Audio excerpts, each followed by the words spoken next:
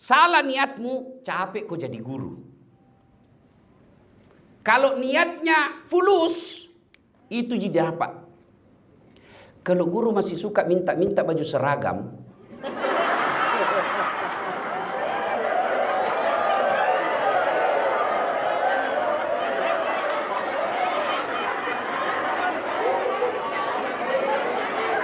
saya dengar tadi,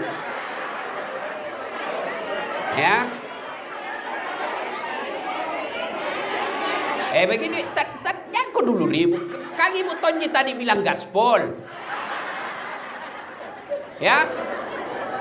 Ya ayyuhalladzina amanu taqullaha haqqa tuqatih wa la tamutunna illa wa antum muslimun. Ayat ini Jumat-Jumat dengar.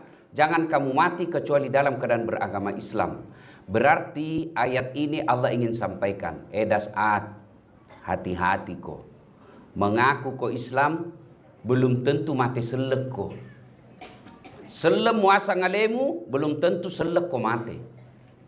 Insya Allah kita tidak akan mati dalam keadaan mencuri. Insya Allah kita tidak akan mati dalam keadaan merampok. Insya Allah kita tidak akan mati dalam keadaan berzina.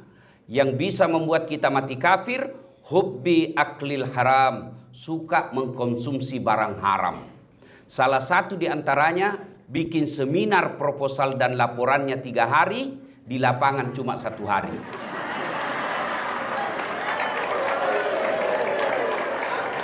Ya, laporannya kuenya nasi padang, di lapangan bakso tusuk. Nah ini kalau bikin kau seminar begini, nandak berapa untungmu, tapi dosamu, korupsimu, tipu-tipumu mempengaruhi karaktermu sebagai guru.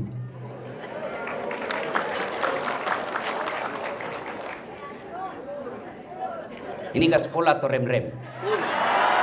Hah? Si panas saya atau rem-rem? Oke, baiklah kau yang minta. Wa qala idzan bismillahirrahmanirrahim. Ya ayyuhalladzina amanu dakhulu fis silmi kaffatan wa la tattabi'u khutuwatis syaitan innahu lakum aduwwum mubin. Wahai orang-orang yang beriman, masuklah engkau ke dalam Islam secara sempurna. Bukan Islam pencitraan, bukan Islam pilgub. Ya. Dan janganlah engkau ikuti langkah-langkah setan, karena sesungguhnya setan itu musuh yang nyata bagi kalian. Ketika Bapak Ibu guru mendapat undangan acara ini, setan berusaha menggoda, jam aku datang, capek. Alhamdulillah bisa dikalahkan setan yang ada di rumah. Tapi apakah setelah ada di ruangan ini setan berhenti menggoda kita? Nggak, nagoda kita lagi supaya tidak dengar ceramah. Jam aku dengar ceramah, pegang HP-mu. Jadi orang yang pegang HP ketika dengar ceramah, sesungguhnya itu kena godaan setan. Nih, Nasami, bagaimana kamu dengar ceramah kok sibuk begini? Katanya guru. Nanda ibu-ibu kalau ngajar guru muridmu begini? Bagaimana kamu jadi teladan kalau begitu? Sudah, bagaimana mau dengar ceramah kok sibuk begini? Ustadz, kita mau rekam. Kalau ibu rekam pasti gambarnya tidak jelas, suaranya bising. Lalu bagaimana caranya Ustadz? Itu ada kamera saya bawa. Kau bawa pulang kameramu Ustadz? Gampang, buka YouTube. Judulnya nanti Gaspol PGRI. Sudah nonton? Jangan lupa like and share. Kenapa kau ketawa ibu guru? Kalau artis kita follow, apa kita dapat? Apa dapat? Hai guys, kita mengikuti pernikahan super mewah di Jepang guys. Ini kayak istana pernikahannya guys. Ternyata perampok. Kok dapat begitu? Bapak-bapak, kalau bapak follow artis, apa dapat? Kelihatan dahada, kelihatan pahanya, goyang-goyang. Nggak juga nak kasih pegang kok. Napaka Cina-Cina aja kok. Apa ini? Kalau ustadz kau follow, dapat ilmunya, pahala. Kau amalkan ilmunya, pahala.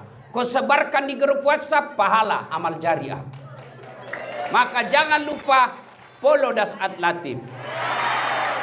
Yang keempat lagi keistimewaannya, kalau Bapak nonton YouTube dan tidak skip iklannya, Bapak ikut membangun rumah ibadah.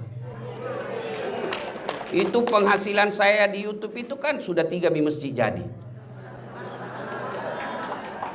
Jadi kalau ibu nonton, dapat pahala. Yang penting jangan skip iklannya. Kalau ada iklan jangan pencet lewati, nonton dulu. Masa ndak tahu lagi skip ini Bu Guru ah. Nah, ibu bapak, saudara-saudara sekalian, waktu yang terbatas. Karena ini seminar.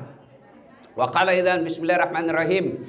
Innallaha wa malaikatahu yusalluna 'alan nabi. Ya ayyuhalladzina amanu sallu 'alaihi wa sallimu taslima. Sesungguhnya Allah dan para malaikatnya bersalawat kepada Rasulullah Muhammad sallallahu alaihi wasallam. Maka wahai orang-orang yang beriman, bersalawatlah kalian kepada Rasulullah dengan sebaik-baik salawat. Pertama sekali saya ingin mengucapkan terima kasih kepada Bapak Ibu Guru yang telah mendidik kami. Saya bisa hadir di tempat ini karena guru saya dulu waktu saya sekolah. Tidak ada orang hebat tanpa guru. Maka kalian adalah orang-orang mulia.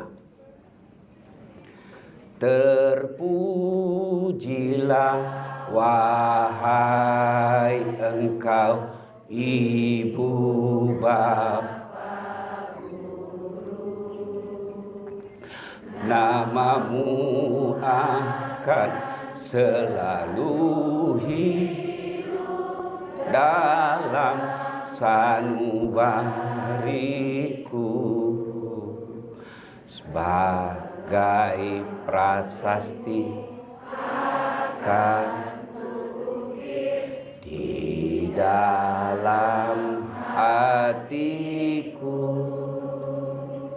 sebagai prasasti terima kasihku untuk pengabdianmu.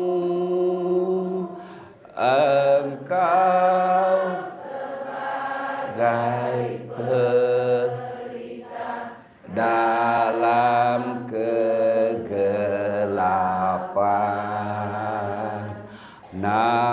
pelaksana embun penyejuk kehausan. Engkaulah pahlawan bangsa tanpa tanda jasa. Al-Fatihah buat guru-guru kita yang telah mengajarkan kita. Al-Fatihah.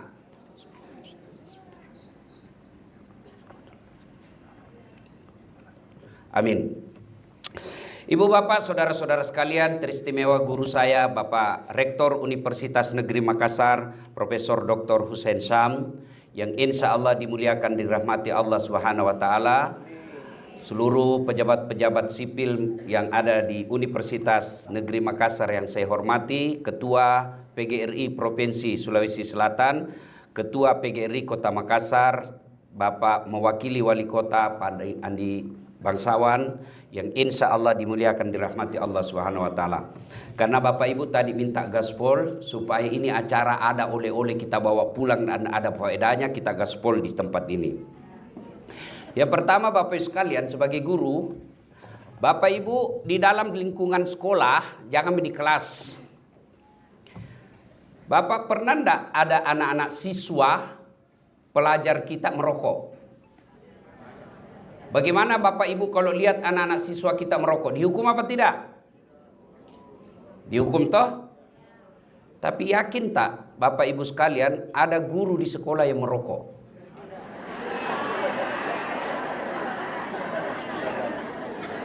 Ada enggak? Bilang guru, jaga kau. Kalau ku dapat kau merokok, ku tampelin kau. Istirahat guru nama rokok. Itu paling simpel keteladanan. Jangan banyak bicara teori. Itu mau dulu, simpel sekali itu. Itu nyata, bisa dilihat. Karena rokok bisa dilihat. Bagaimana tutur kata yang bohong. Bagaimana kita menanamkan kata-kata jujur kepada anak kita kalau kita sendiri tidak jujur. Rasulullah Sallallahu Alaihi Wasallam itu berhasil mengubah manusia dari masyarakat jahiliyah menjadi masyarakat madani. Tidak punya tim sukses. Tidak punya partai politik. Tidak punya dana pengusung. Tidak punya cukong. Pada saat itu beliau dimusuhi. Tapi alhamdulillah berhasil membawa masyarakat jahiliyah menjadi masyarakat yang beradab. Apa resepnya? Keteladanan. Kenapa Rasulullah mampu menjadi teladan? Karena apa? Ini rahasianya. Satu, motifnya baik. Pakai singin niatmu. Kau cakkan niat kau, salah niatmu, capek kau jadi guru. Kalau niatnya fulus, itu jadi apa?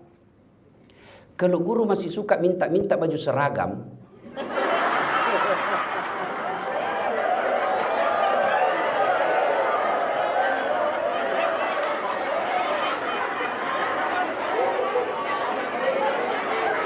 saya dengar tadi,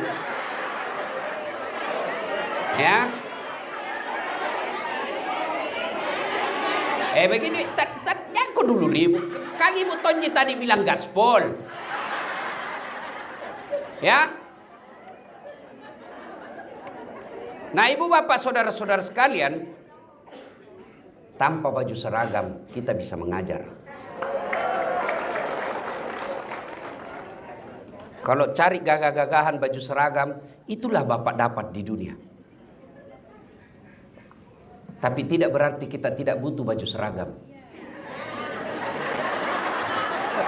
Ya toh? Tapi yang lebih baik, bapak mengajar setulus hati baju seragam. Tapi kalau tidak, guru yang baik tidak mempengaruhi kualitas pendidikannya mengajarnya tanpa baju seragam. Jangan lalu berkata, dede jama kau tidak ada tunji baju seragam tak. Maka itu cakkan niat kau senang. Kalau niat baik, insya Allah bulan-bulan dapat pahala, bulan-bulan dapat gaji, tahun-tahun naik kenaikan pangkat secara struktural, insya Allah di akhirat dapat pahala.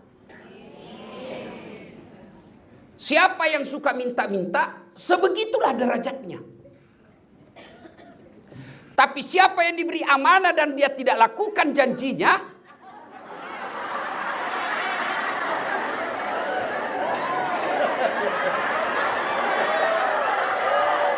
jelas toh?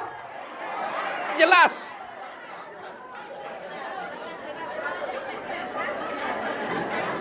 Nah kita juga baru kini janji kecoblos mi. Saya tadi dibisik-bisik Pak Rektor. Saya bilang masa sih ada wacana tidak ada dana bos. Dia bilang Pak Rektor itu lagi digulirkan karena itu dana bos mau dialihkan ke makan gratis. Tidak tahu benar atau tidak. Kalau itu terjadi, innalillahi wa inna ilaihi rajiun. Anak-anak selama ini bisa sekolah tanpa makan gratis siang. Tapi kualitas pendidikan kita dipengaruhi oleh dana bos. Berapa banyak orang tertolong dengan dana bos yang tadinya tidak bisa sekolah karena tidak mampu sekolah karena dana bos. Kita juga bela baru dikasih 300.000 goyang mie mantap gara-gara serangan fajar. Nah bilang bukan serangan fajar ini Ustaz, ini sedekah subuh. Masolang.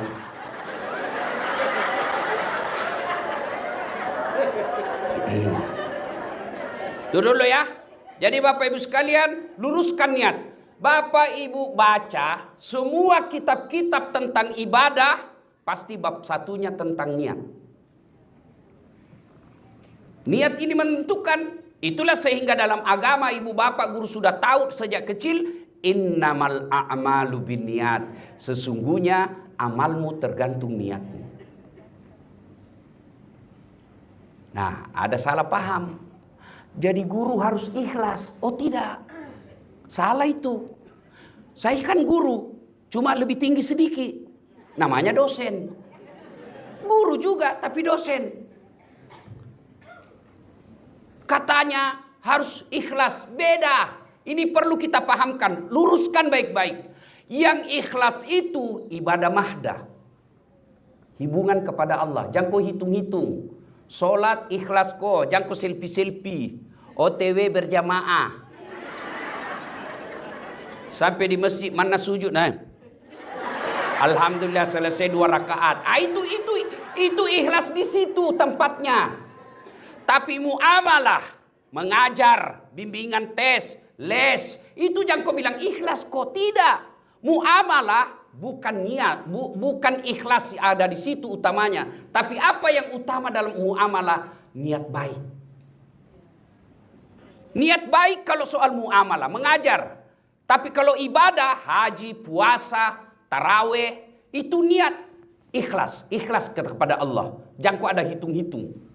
Makanya jangan bilang pergi tarawih 10 malam terakhir malam ganjil pi. Kenapa? Menunggu Lailatul Qadar. Nah, Ramadan baru-baru ini ganjil terus. Kenapa? Karena beda Muhammadiyah sama pemerintah toh, ganjil terus pi. Ganjili Muhammadiyah, besok ganjili pemerintah. Besok lagi ganjil Muhammadiyah, ganjil siapa? Ganjil terus itu.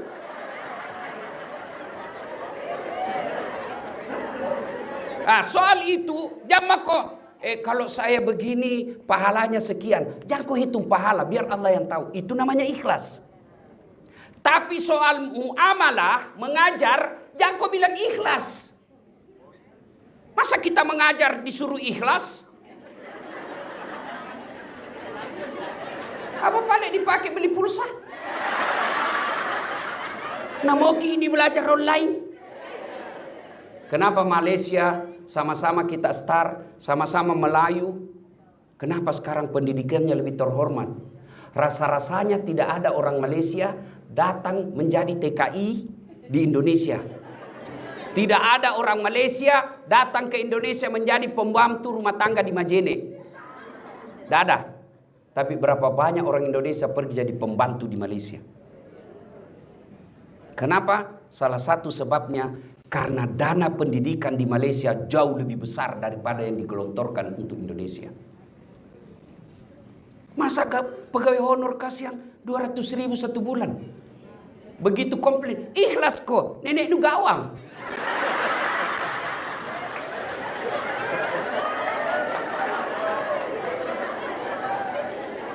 Iya toh? Ada pegawai honor di sini. Namanya PTT. Pegawai tidak tetap. 5 tahun kemudian TTP, tetap tidak pegawai.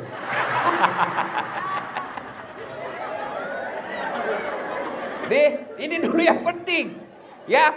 Jadi sholat ikhlas. Mengajar harus ada fee. Kenapa bisa Ustadz? Mau kita peningkatan kualitas? Mau kita belajar? Mau kita googling? Mau kita belajar tutorial melalui internet? Apa dibelikan pulsa? Maka Malaysia setingkat profesor rektor UNM itu gajinya kalau di Malaysia saya pernah tanya-tanya uang Indonesia di atas 100 juta. Di atas 100 juta. Kipas-kipas mi orang kalau 1 bulan 100 juta bisa 2 istri. Umpama. Ini ibu sensitif sekali. Umpama gini. Coba naton tersinggung. Umpama gini.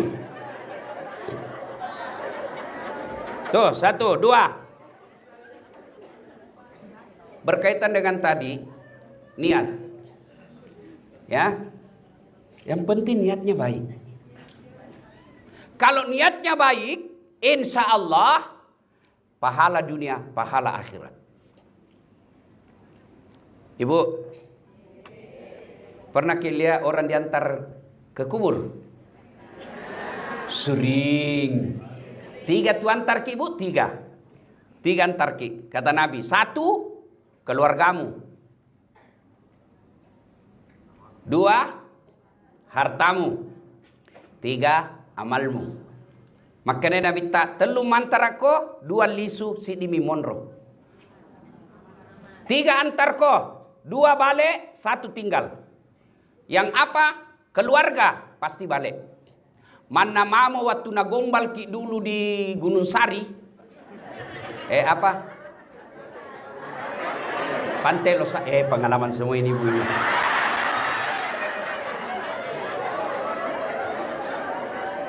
Kemanapun kau pergi sayang. Ini waktu di Fakultas Pendidikan IKIP dulu toh. Masih ada alumni IKIP sini. Kemanapun kau pergi aku akan mengikutimu. Gunung kan kudaki, lautan ku seberangi, masjid kau lewati. Cilaka ngana. Kita akan sehidup semati. Bale-bale kau. Masuk meninggal istri, ada suami mau masuk di kubur. Ada. Jangankan masuk kubur, menunggui saja 24 jam di atas kuburnya ndak ada yang mau. Menangis memang waktu meninggal, 3 bulan kemudian kenal janda. Nalupai nombok. Ndak ada. Ya toh? Yang kedua, yang mengantar kita apa? Harta, keluar mobil, keluar motor. Ada yang tinggal? Ada. Apa? Kain kafan. Itu mi. Yang lain bawa pulang, cerek saja. Begitu tertinggal, cerek. Cerek maka palisu. Ya. Biar kaya, masuk kau di kubur, parfum waktu hidup di dunia Hugo Boss, Angelman, parfumnya Pak Rektor. Begitu masuk kubur, kapur barus. Dega gambo, labek ko, ewaya lemu. Iya toh? Yang ketiga, amal. Masuk maki di kubur. Bayangkan itu nah. Menangis itu suami tak ibu, menangis waktu nak kubur ki. Tapi na injak-injak gitu.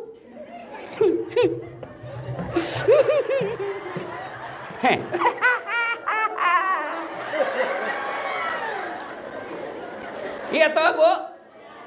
Masuk maki di kubur. Nabilan Nabi kota mana ki buru petumanan nih. Putus semua nih. Kalau masuk aku dikubur. 3 saja yang bisa mengalir terus menerus meskipun kau sudah hancur jadi tanah. Apa itu? Tunggu dulu, jangan kau lumbai kak ibu. 1. Anak yang soleh dan soleha. Lalu Nabi bilang mi kasihan yang tidak ada suamina. Bagaimana mi kami ini Ustaz? Tidak ada kodongan harta. Bagaimana mi ini kasihan kita Ustaz? Tidak ada anak sampai sekarang. Berarti tidak punya peluang. Tidak. Anak yang dimaksud di sini bukan yang anak keluar dari rahim kita semata. Tapi anak didiknya ibu di sekolah. Itu anakmu. Kalau niatmu lihat ini anak-anakku nanti ini yang kirimi kak doa ketika saya dikubur, itu amal jariah buat ibu guru. Tapi kau pulus di kau kejar. Pulus kau dapat di dunia, tidak ada dapatmu nanti dikubur. Bayangkan bapak ibu guruku yang ngajar kak di SD, guruku yang ngajar kak di SMP, guruku yang ngajar kak di SMA. Yang nak ajar kak ini baik, ini salah. Nak ajar kak begini rumusnya matematika, begini rumusnya biologi, begini rumusnya biologi. Kimia nak ajar kak. Dan itu sampai sekarang saya masih pakai. Selama itu saya dakwakan, orang-orang yang menerima dakwah saya itu dapat pahala. Dan guruku pun dapat transferan pahala dari saya dan dari orang-orang yang mengamalkan ilmu yang saya sebarkan. Itulah motivasimu. Jangan baju seragam. Madodo culemu ke baju seragam ya.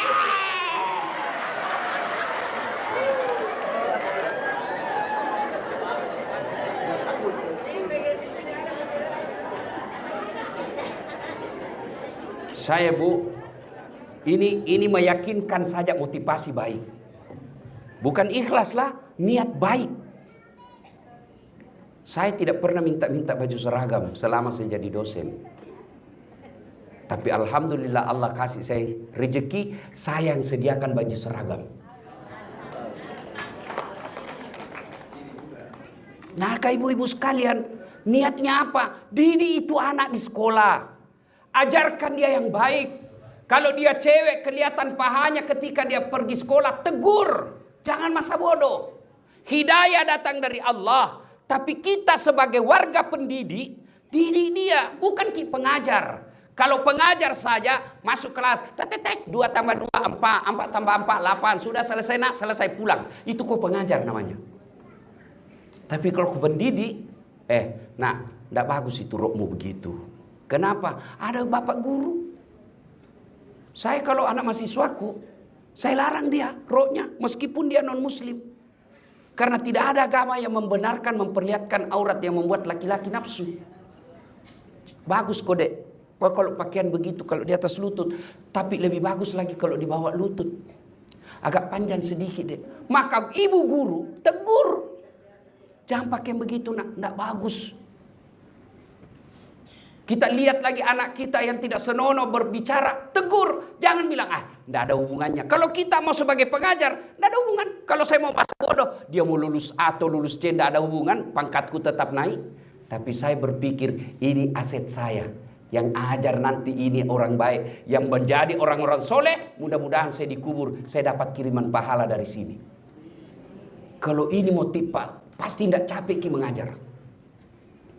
Kalau ini motif yang kita tanamkan sebagai guru, insya Allah tidak melelahkan itu mengajar di kelas. Kenapa? Ada harapan masa depan yang kita tunggu. Tapi kalau gaji kita harap, capek bangkit. Anak-anak kurang ajar, curhat maki sedek. Kurang ajar anak-anak kah?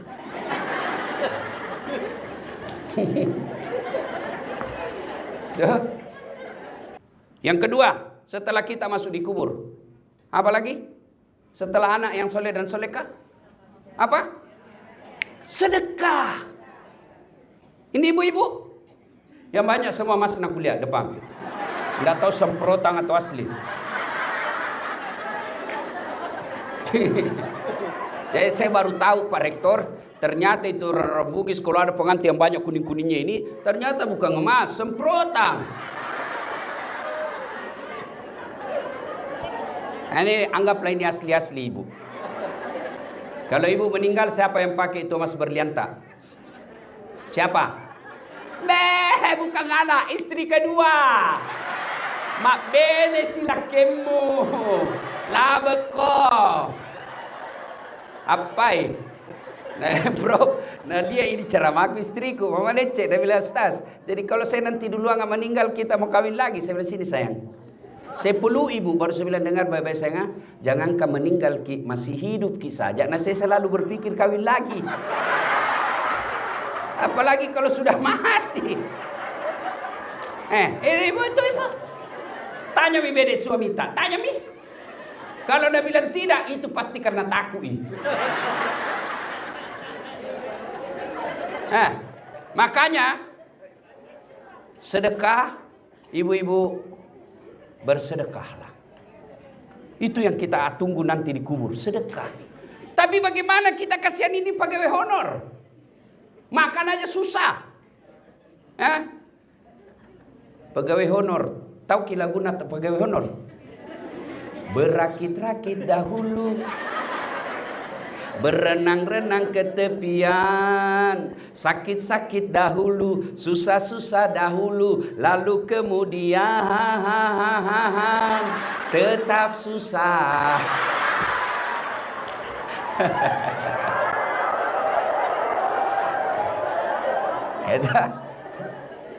Ada pegawai honor dia bilang, stres sih kenapa kok dia bilang, tidak ada nama aku di K1.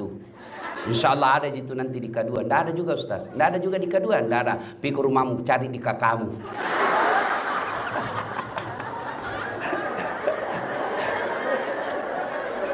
Nah, lalu bagaimana kita yang miskin? Kalau sedekah itu hanya materi. Allah kasih kebijakan, sedekah tidak mesti duit. Jangankan duit, senyum saja sedekah. Mana sedekahnya Bapak Ibu Guru? Ilmu. Itu biko transfer ilmumu 3 kali 3, 9. Ini sedekah. Itulah sedekahnya para guru. Ilmunya dia transfer ke muridnya. Luar biasa. Dapat maki jatah anak soleh. Dapat lagi yang kedua. Ilmu. Sedekah itu ilmu. Maka mengajar bukan kejar bonus. Tapi mengajar sekedar bonus capek. Tapi kalau kau mengajar dapat bonus juga. Insya Allah transfer ilmu dapat pahala jariah. Ilmu yang bermanfaat. Bayangkan kalau kita ajar anak orang, dari dia tidak tahu 10 bagi 2, lalu dia tahu dan dia pakai itu ilmunya sampai masuk kubur, berapa banyak pahala kita dapat? Tinggal sekarang telur pakai sini niat. Niat kita mengajar, transfer pahala. Apa pahalanya orang kaya? Uang. Apa pahalanya Pak Wali Kota? Kebijakan. Bikin guru sejahtera. Itu sedekahnya. Apa sedekahnya anggota DPR? Bikin perda. Apa sedekahnya para dosen? Ilmu. Dosen, guru. Itulah sedekah kita. Ilmu yang bermanfaat. Dan yang ketiga, yang bisa menolong kita di alam kubur adalah apa Ibu? Apa? Sudah itu tadi anak. 2, 3, pembangunan. Pembangunan bermanfaat.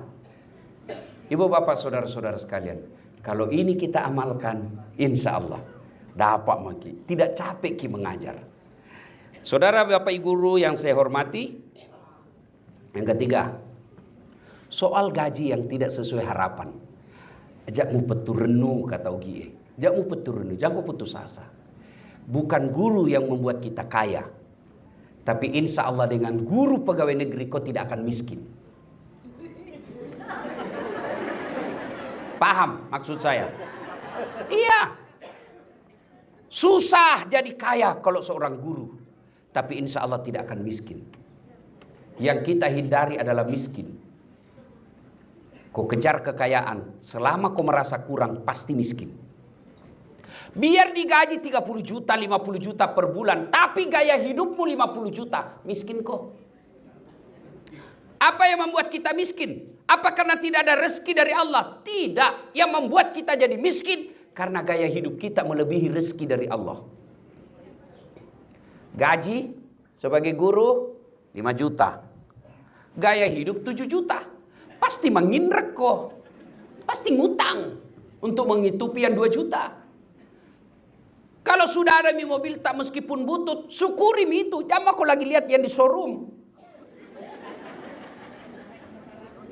Lihat ke showroom. Datang itu, penjual mobil kah? Baik, semua itu cerita. Oh ibu, kalau ada mobil tak, alhamdulillah pikir mengajar tidak bau kenal pot maki. Toh, pikir pengantin bisa maki satu tempat duduk ikut anak tak. Tidak nak aku jani maki. Pulang kampung kita tahu alhamdulillah satu keluarga ki.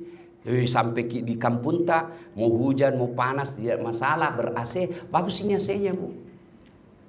Tidak pernah cerita bagaimana kalau kempes banyak. Tidak pernah cerita bagaimana kalau cicilan tidak bisa dibayar. Yang membuat akhirnya kita para guru miskin karena gaya hidup. Kalau gaji tak 5 juta, gaya hidup tak 4 juta, masih ada sedekah 1 juta. Kalau gaji 3 juta, insya Allah cukup selama ibu mampu mensyukuri yang 3 juta itu. Cuma yang membuat kita menderita dan tidak pernah merasa cukup, gaya hidup. Senin, motongi lain sepatunya. Selasa moseng lain. Nah bilang orang nah hafal mi kenapa ya? Kalau nah bilang itu terus bilang ki kenapa aku susah kok? Apa? Suaminya sama-sama guru kodong. Beli jilbab, tidak ada masalah bagi suaminya. Oke, baik mi sayang. Ku belikan ki jilbab Tak apa-apa. Efek beli jilbab itu yang jadi masalah. Sudah beli jilbab, nak bilang, Pak, masa enggak serasi bajuku? Baju misalnya itu muncul. Sudah baju, nak bilang, masa ini juga rokna enggak dibanti? Awalnya jilbab. Sampai berefek kepada tas. Nak bilang, enggak serasi ini jilbabku sama tasku. Kalau begitu, jangki jadi guru. Enggak bisa itu terpenuhi. Gaya hidup seperti itu dengan seorang guru. Tapi insya Allah Bapak Ibu tidak akan miskin. Yang membuat kita miskin adalah gaya hidup. Dan percaya Ki, tidak ada guru mati kelaparan. Tapi yang dikejar-kejar utang banyak. Pres sami beda ini semua Pak Rektor. Ada semua itu eskana di bank.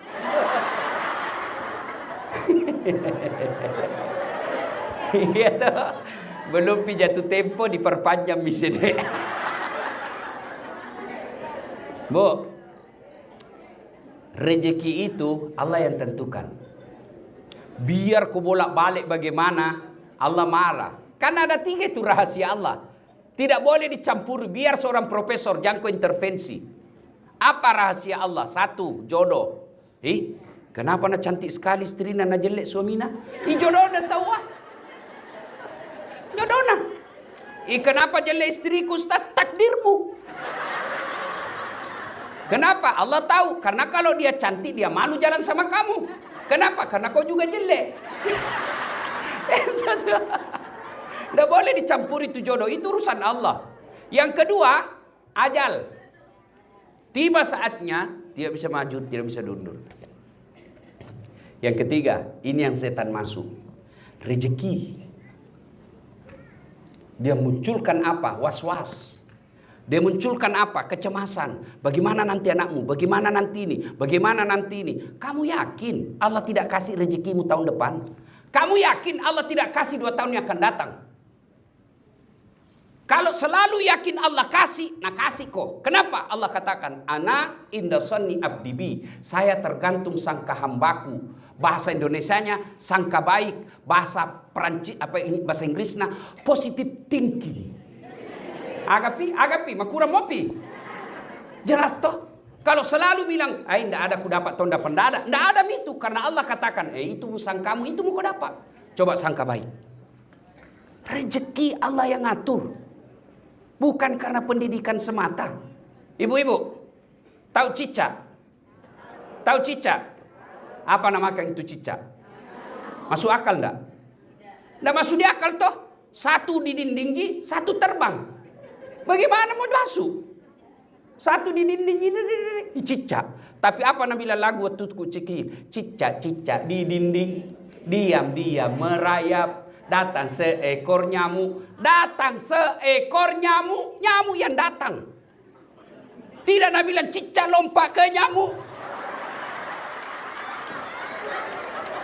Kalau cicak lompat ke nyamuk, patah-patah Pak.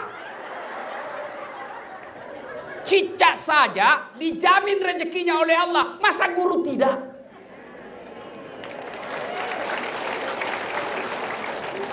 Ini Bapak saudara-saudara sekalian. Poin yang keempat. Puncak dari semua ilmu adalah akhlak. Akhlak. Akhlak itu bukan di otak. Akhlak itu ada di hati. Bisa jadi masuk akal, tapi tidak diterima oleh hati. Itulah sebabnya Nabi katakan, dalam dirimu terdapat segumpal darah. Apabila segumpal darah itu rusak, rusak semua mi. Tapi segumpal darah itu sehat, sehat semua. Apa gerangan? Qalbu. Hati. Hati ini memang penentu. Kalau hatinya sakit, dia akan jadi guru yang tidak mendidik. Kalau hatinya sehat, dia akan sehat. Tutur katanya baik. Dia akan jadi teladan. Di mana dia berada, di situ orang senang. Kalau hatinya sehat. Berarti memang ini hati sangat menentukan kita. Nah, ibu bapak saudara-saudara sekalian. Penting sekali ini hati. Mau lihat buktinya? Saya bawa mobil. dari Makassar ke Bone. Yang menyetir tangan. Yang melihat rambu-rambu lalu lintas mata. Gas rem kaki. Yang berpikir sepanjang jalan otak. Tapi begitu ada tikungan, apa tertulis? Hati-hati. Tidak ada tertulis otak-otak.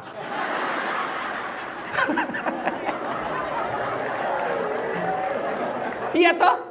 Berarti ini memang hati ini peran raja dalam diri kita. Di gedung rektor UNM sini, Pak Rektor mau bikin pengumuman. Yang menulis tangan, yang melihat salah ketik mata, yang berpikir kalimat cocok otak. Tapi begitu ada pengumuman, apa Nabi bilang announcer?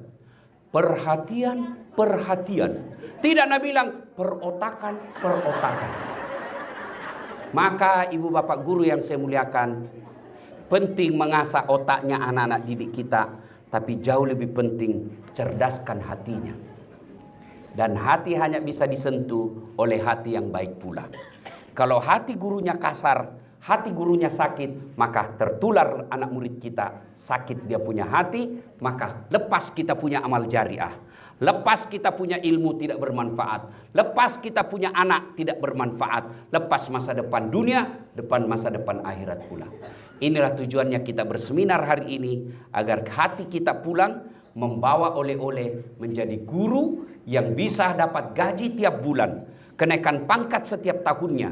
Tapi insya Allah di akhirat dapat surga dan minum bersama Rasulullah di telaga Al-Kautsar. Demikian, lebih dan kurangnya mohon dimaafkan. Usikum wa nafsi bitaqwallah. Assalamualaikum warahmatullahi wabarakatuh. Pesan moralnya itu hijrah. Coba lihat perempuan, tukang gosip kan. Ikut pengajian aja begini masih gosip. Ada temannya masuk, dia lihat dari ujung kepala sampai ujung rambut. Dia enggak gosip, tapi mukanya sinis. Apa? Kenapa gelangnya palsu? Oh, orang pakai gelang dia yang sibuk. Saya pun lewat ada yang gosip saya. Itu juga bajunya yang viral. Baju saya pun digosipnya. Maka pelajarannya, Bapak, ada sahabat, kawan, keluarga yang jadi pejabat, sampaikan. Jangan kau sebutkan rahasia negara kepada istrimu. Pasti bocor.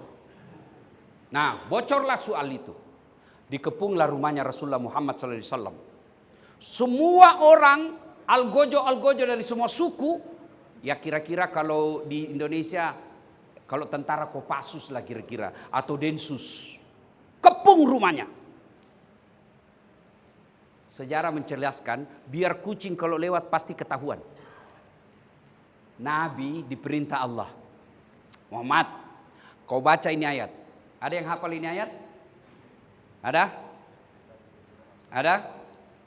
Bismillahirrahmanirrahim. Wa ja'alna min baini aidihim sadda wa min halfihim sadda fa'agasainahum fahum.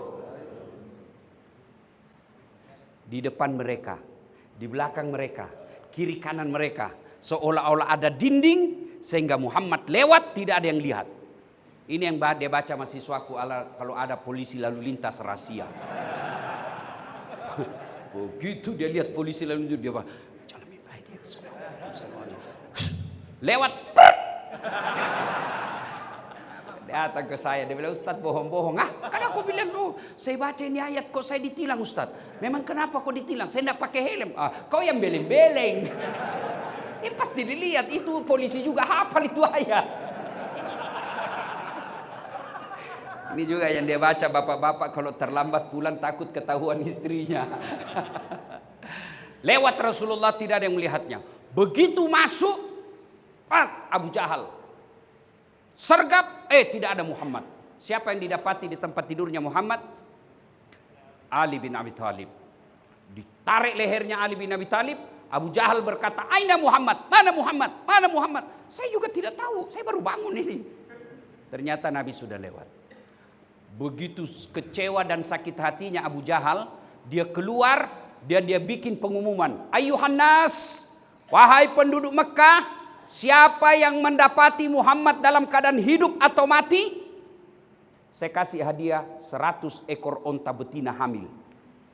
Karena zaman dulu betina, onta kalau hamil beda harganya. Onta betina tidak ada suaminya hamil. Namanya juga onta, Pak. Tapi sekarang banyak perempuan mau saingan sama onta. Hamil tidak ada suaminya, gini bele. Sudah, kejar seluruh pencari jejak, mengejar Rasulullah. Rasulullah bersembunyi di Gua Zur. Didapat oleh Abu Jahal, Abu Lahab dan kawan-kawannya. Bersembunyi Rasul di Gua Zur. Diintipnya itu Gua Zur. Abu Bakar bersama Nabi di dalam. Apa kata Abu Bakar? Kalau bahasa Makassar, ai mati maki ini didapat mi. Itu tadi MC kalau makan ikan, dia bilang kan, kenapa itu orang Bugis kalau bicara selalu kelebihan G? Saya bilang itu Bugis pinggiran. Kalau saya Bugis modern.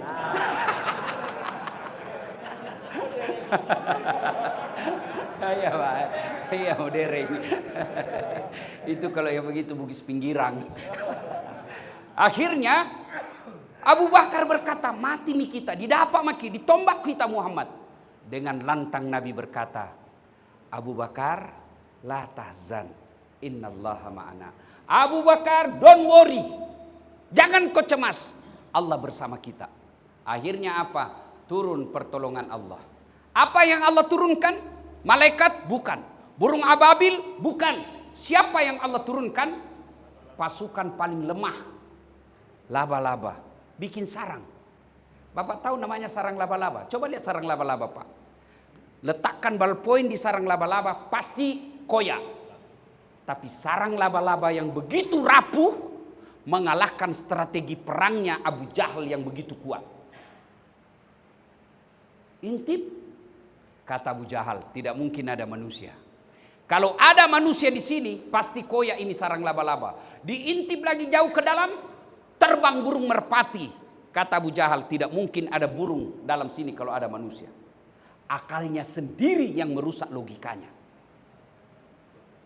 3 hari berikutnya, Nabi melanjutkan perjalanan. Di Madinah, teman-teman sahabat-sahabat yang lebih dulu sampai, sudah gelisah. Mati mi Muhammad. Berhari-hari tidak ada kabar. Sudah ini mati, karena waktu itu tidak ada SMS. Beda kalau bapak tidak sampai-sampai kan boleh SMS istri. Bu, saya mampir dulu, ada masalah dengan kendaraan. Ini tidak ada waktu itu, semua gelisah. Naiklah sahabat ke atas ketinggian, tiba-tiba dari kejauhan, di dalam padang pasir, kedekatan ada debu yang terbang-terbang, lalu dialah Rasulullah, disambutlah oleh para sahabat. Tala al-badru alaina min saniyatil wada. Nah, sudah. Sampailah Nabi di Kuba. Belum di Madinah. Ya. Nabi kemudian bikin masjid Kuba. Dan seterusnya karena waktu terbatas, kisah inilah yang disebut hijrah Rasulullah sallallahu alaihi wasallam. Berpindahnya Nabi dari Mekah ke Madinah. Hijrah dalam pengertian sejarah hanya sekali terjadi. Kapan? Pindahnya Nabi dari Mekah ke Madinah. Itu hijrah dalam konsep sejarah. Tapi hijrah dalam konsep perbaikan hidup, salah satu hijrah itu ada di lapas ini. Itu hijrah. Hijrah adalah berpindah dari yang salah yang benar. Berpindah dari yang batil kepada yang hak. Berpindah dari dosa kepada amal. Itu hijrah. Bahasa gampangnya taubat. Nah sekarang bagaimana taubat? Hijrah yang sesungguhnya. Taubat satu. Dengar bapak-bapak ini. Taubat pertama, taubat bil lisan. Bagaimana taubat bil lisan? Memperbanyak istighfar. Astaghfirullahaladzim wa atubu ilaihi. La ilaha illa anta subhanaka inni kuntu minadz zalimin. Terlalu panjang Ustaz, yang pendek saja. Astaghfirullahaladzim wa atubu ilaihi. Astaghfirullahaladzim wa atubu ilaihi. Masih panjang Ustaz, pendekkan lagi, cukup astagfirullah. Minimal astaghfirullahaladzim. Supaya berbekas di hati, ucapkan istighfar dengan sebaik-baiknya. Jangan tidak jelas. Astagfirullahaladzim. Astagfirullahaladzim. Apa artinya itu? Sama kalau bapak bersikir di masjid kan biasa tidak jelas apa dia bilang. Kayak sikir kayak makan pisang goreng panas. Sumlah. Apa artinya itu Pak? Ada kan biasa di masjid sama-sama subhanallah, sama-sama 33, sama-sama mulai. Saya 11 dia sudah sampai. Kami bilang sumlah. Dulla. Ada dulla di sampingnya apa Pak? Siapa panggil kau? Itu tadi ada dulla. Astagfirullah. Ucapkan dengan baik, usap dada. Astagfirullahaladzim wa atubu ilaihi. La ilaha illa anta subhanaka inni kuntu minadz zalimin. Ulang. Yang kedua, taubat dengan cara apa? Taubat dengan cara solat sunnah taubat. Bagaimana solat sunnah taubat? Sama solat sunnah yang lain. Bedanya niat. Kalau tahajud malam syaratnya. Niatnya tahajud. Kalau duha niatnya duha. Waktunya pagi sampai menjelang duhur. Kalau solat taubat boleh siang, boleh pagi, boleh sore. Tapi yang baik Nabi lakukan selesai sholat maghrib nunggu isya. Bapak-bapak daripada galau di kamar mending datang ke masjid. Selesai sholat maghrib bapak sholat sunnah taubat. Bagaimana caranya? Sama sholat sunnah yang lain. Bacaannya sama sholat sunnah yang lain. Niatnya kalau mau pakai bahasa Arab boleh, bahasa Indonesia juga boleh. Sholli sunnatal taubat raka'ataini lillahi ta'ala. Allahu Akbar. Terjemahan bahasa Indonesianya, saya niat sholat taubat 2 rakaat sunnah hukumnya bagi saya lillahi ta'ala. Allahu Akbar. Itu pun tidak hafal, menghadap kiblat, berdiri tegak, bilang saja begini Pak. Tuhan, salat taubat ya. Allahu Akbar. Benar Pak, jangan ketawa, saya serius ini. Betul. Daripada Bapak tunggu hafal bahasa Arab, kalau ndak hafal ndak selesailah sholat Bapak. Iya toh? 2 rakaat berikutnya ulang lagi. Tuhan masih seperti yang tadi. Allah. Boleh Pak. Boleh. Daripada tunggu hafal bahasa Arab. Nggak hafal nggak sholat lah Bapak. Ada anak muda masuk masjid Pak. Ya. Allah. Allah. 3 kali 4 kali. Dia duduk. Kenapa nggak jadi sholat dek? Saya lupa sholinya Ustaz. Ayo sholat taubat. Nah, apa bacaannya? Sunnah membaca doa iftitah. Tidak hafal, langsung Al-Fatihah. Sudah Al-Fatihah, baca surah pendek. Tidak hafal surah pendek, yang panjang-panjang, yang pendek sekalipun. Kul. Boleh. Kul huwallahu ahad, Allahus somad.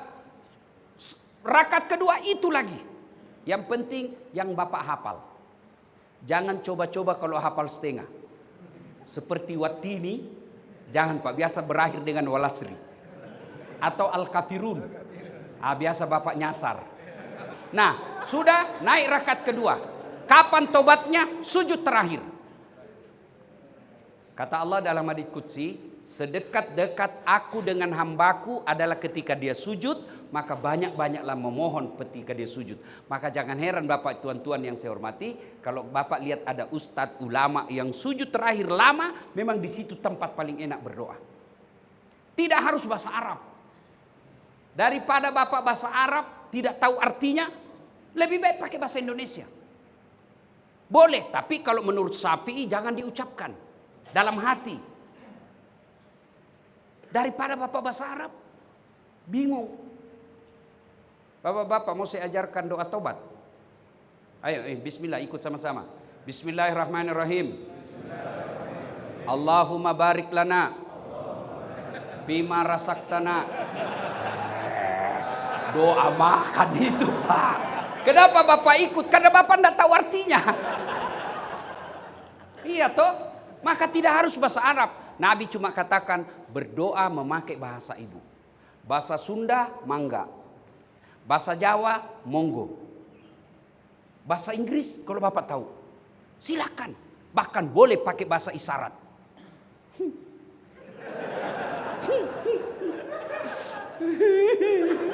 Allah tahu, dia bertobat.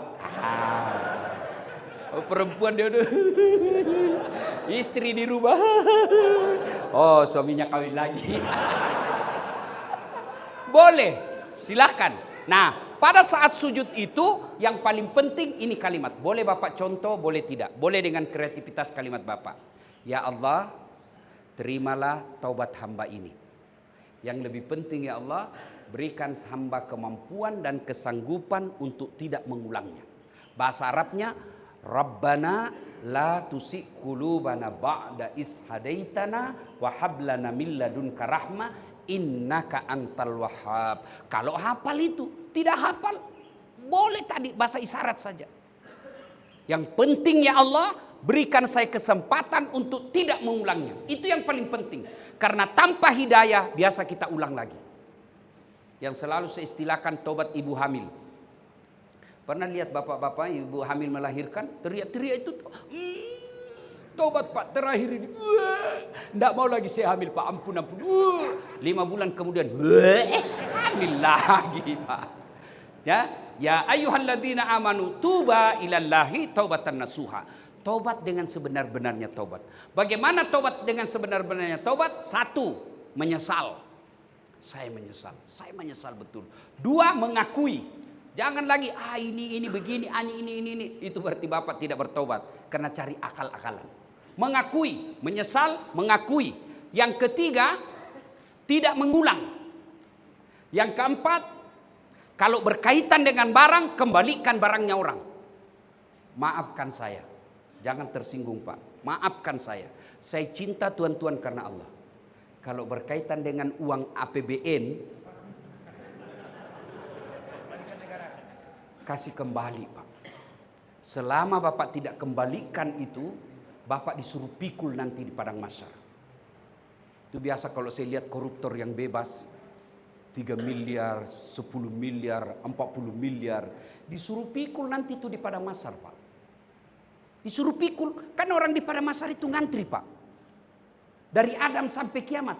Coba kalau kita pemilu di sini, ngantri kan, padahal masih ada tenda, masih ada beberapa loket. Di padang mahsyar nanti Pak, dari Adam sampai kiamat, berapa triliun manusia, 1 loket, karena hanya Allah 1 yang memeriksa kita. Dan di situ kita dipanggil satu-satu. Siapa dulu yang dipanggil? Bukan nenek kita yang duluan mati. Siapa dulu yang dipanggil? Nama-nama Islam dulu. Biar dia duluan wafat, kalau namanya tidak Islam di belakang. Dipanggil juga tapi di belakang. Abdurrahman, Abdul Jabbar, Siti Fatimah, Mutmainnah, Das'at Latif. Itu di duluan dulu Pak. Roni, Tony, Joni, Nining, Ningsia di belakang Pak. Ini bukan Das'at yang ngomong, ini hadis. Maka dipanggil satu-satu. Sambil menunggu giliran dipanggil, dipikullah barang negara yang pernah kita ambil. Lewatlah anak buah kita. Oh, Bapak yang ambil meja di kantor. Saya yang dipecat. Nah, maka sebelum terlambat kembalikan Pak. Kembalikan. Kalau uang negara susah kembalinya, membersihkannya sedekahkan. Sedekahkan. Dengan niat membersihkan harta yang tidak halal. Selama Bapak tidak kembalikan, ajal pasti menjemput. Mau kemana Pak? Mau kemana? Dan saya heran kalau orang korupsi 70 miliar, 20 miliar. Diapa itu Pak? Nah kita makan aja 150 ribu sudah paling jago. Kalau Bapak biarkan itu uang ngendap dan Bapak tetap kuasai, Allah hukum kita di dunia. Apa hukumannya? Duitnya miliaran, dilarang makan nasi.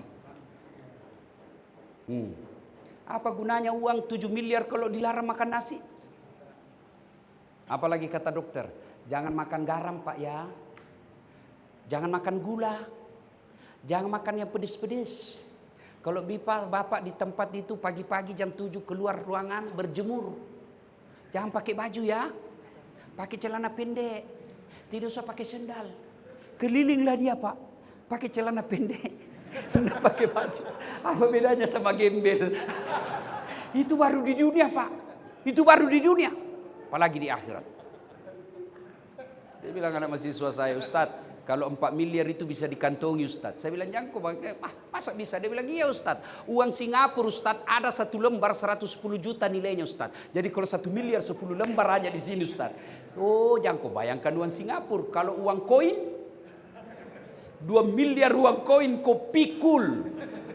Maka kalau tobat syaratnya kembalikan. Dan sedekah itu tolak bala. Sedekah itu membersihkan jiwa. Sedekah itu menenangkan jiwa. Tidak ada orang Pak yang benci orang dermawan. Saya mau tanya bapak-bapak, senang kalapas yang pelit atau dermawan? Dermawan. Senang tetangga yang pelit atau dermawan? Senang teman yang pelit atau dermawan? Senang mantu yang pelit atau dermawan? Tidak ada orang senang pelit. Bahkan orang pelit sekalipun tidak senang sama orang pelit. Jangan kau ke rumahnya pelit, padahal dia juga pelit. Maka bapak-bapak, saya mohon maaf, saya cinta tuan-tuan karena Allah. Kalau ada harta yang tidak halal bapak peroleh selama ini karena kehilafan, taubat, menyesal, mengakui, kembalikan, ganti dengan kebaikan. Apa ganti kebaikan itu? Berderma, bersedekah. Nah, bapak saudara-saudara sekalian, setelah di lapas ini bapak betul-betul bertobat, mengakui kesalahan. Apa janji Allah? Dengar Pak janji Allah. Innal ladzina amanu wal ladzina hajaru wajahadu fi sabilillahi ulaika yarjuna rahmatallahi. Kata Allah, sesungguhnya orang-orang yang hijrah bertobat itulah orang-orang yang betul-betul aku rahmati hidupnya dan aku mencintai mereka. Daripada di luar tetap maling, tetap mencuri hanya karena dekat dengan kekuasaan, tiba-tiba mati mendadak. Kalau bapak merantau ke Sulawesi, di Sulawesi tidak enak, ada pilihan? Ada, balik lagi ke Jawa. Bapak tidak disenang sama gubernur, ada pilihan? Ada, pensiun dini, selesai. Di lapas ini ada pilihan. Bapak masih bisa sholat, masih bisa ngaji, masih bisa Senin Kamis, masih bisa berjamaah. Tapi kalau masuk kubur, ada pilihan? Ada pilihan Pak. Enggak enak, keluar dulu. Begitu Bapak keluar, pilar satu dunia. Maka sebelum segalanya terlambat, mari manfaatkan tempat ini. Memperoleh hidayah, mendekatkan diri kepada Allah Subhanahu wa Ta'ala. Saya ingin yakinkan sekali lagi, lembaga pemasyarakatan bukan kehinaan. Selama Bapak mengakui dan mau berbuat baik, mengganti kesalahan dengan memperbanyak ibadah, innallaha ma'as sabirin. Allah mencintai orang-orang yang sabar, bahkan Allah kemudian memberikan ganjaran maqamam mahmuda. Saya angkat derajatmu, derajat dunia, derajat akhirat. Ibu bapak saudara-saudara sekalian, sesuai dengan permintaan Pak Kalapas tadi, kalau ada yang mau bertanya sebelum saya silakan. Ada yang mau bertanya? Monggo. Ya. Penjara itu persepsi.